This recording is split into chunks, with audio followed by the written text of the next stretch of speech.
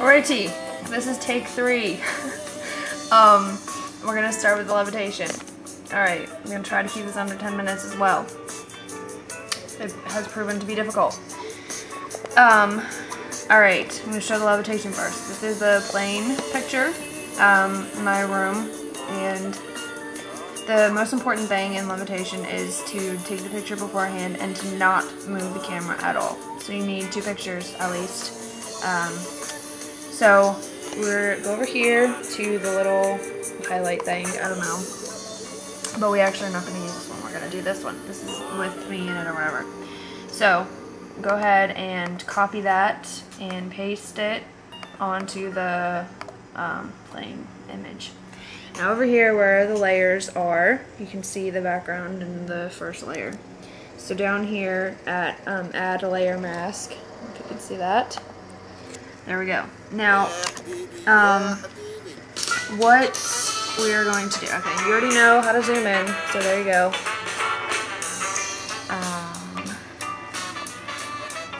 Now, go over here to get the brush tool. Down here at the foreground, background colors, if it's black, then you bring out the background image, like from the first layer, and then see how like go over my, probably can't even see anything. That's, okay, I'll zoom out. So yeah, that cut me in half. So if you go over here and switch it, then you can go over your mistakes. So that's like the most important thing to know. This doesn't really, okay, wait, to show you, I don't know if you'll be able to see it anyway, but this is not good because I didn't do it well enough for the shadows, so all the shadows are like not, I don't know if you can tell how, that's just like the plain shadow, and then because obviously I wasn't there in the first picture, and so it's a lot lighter.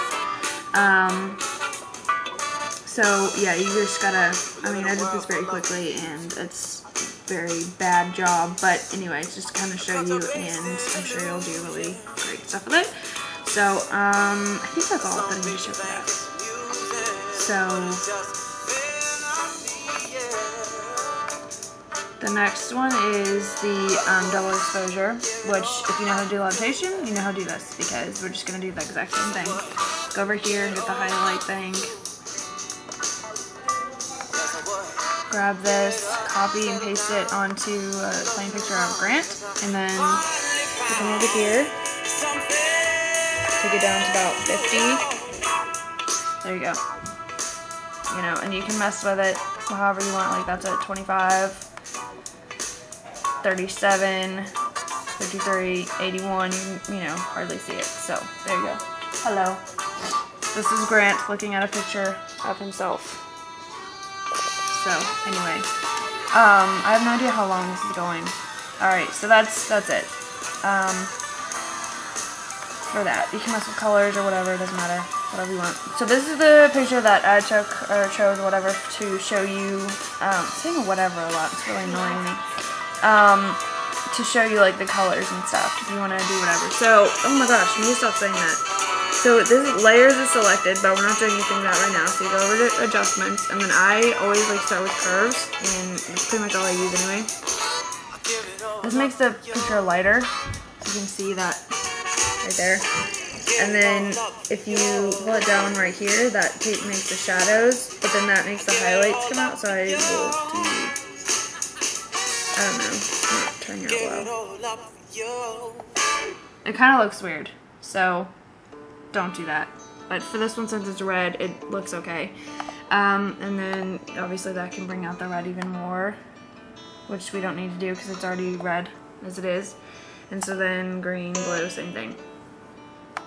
If you want to just do like a plain color, then this is the selective color. So since there's a bunch of red, we're just gonna mess with that since you'll be able to see it. So then all the different ones there. I don't know, you probably can't tell. That kind of drains the color out pretty much, and then that makes it really saturated and, I don't know, kind of cool looking, so I guess we'll leave it. I mess with contrast a lot, so that's like my favorite. I don't know, it's just how my pictures end up looking. So that's good, but then I don't like how bright it is, I guess. So I'm going to go over to hue saturation and bring the saturation down because I don't like how it's like glowing, I guess. And then this is the bright over here, which I've been playing around with a lot, and I actually like that. So I don't know, I kind of think that that's, I'll maybe look at the contrast a little bit again.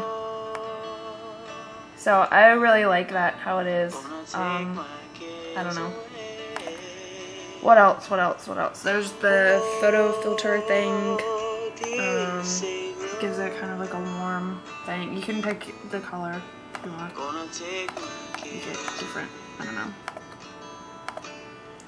Okay, I'll show you black and white then. That'll be the last thing. If you hit the black and white tab, it just turns it to black and white, but I don't like to do that because I like my pictures to be really have a lot of contrast.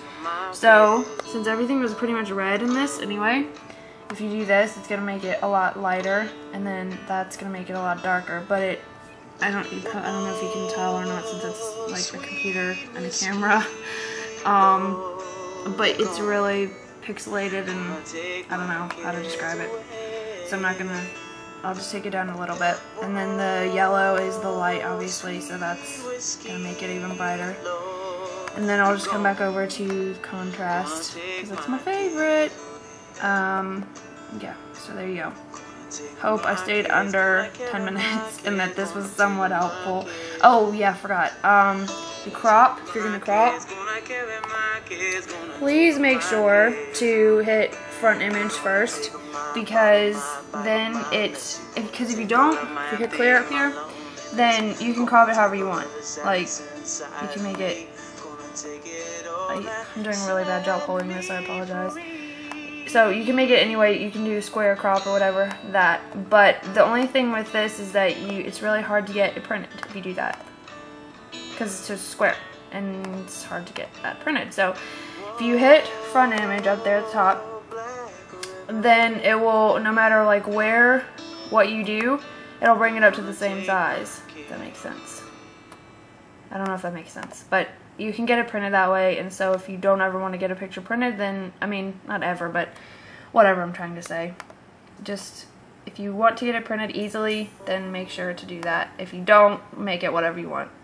So I hope this was somewhat helpful, and I will talk to you in a minute. Alright, bye.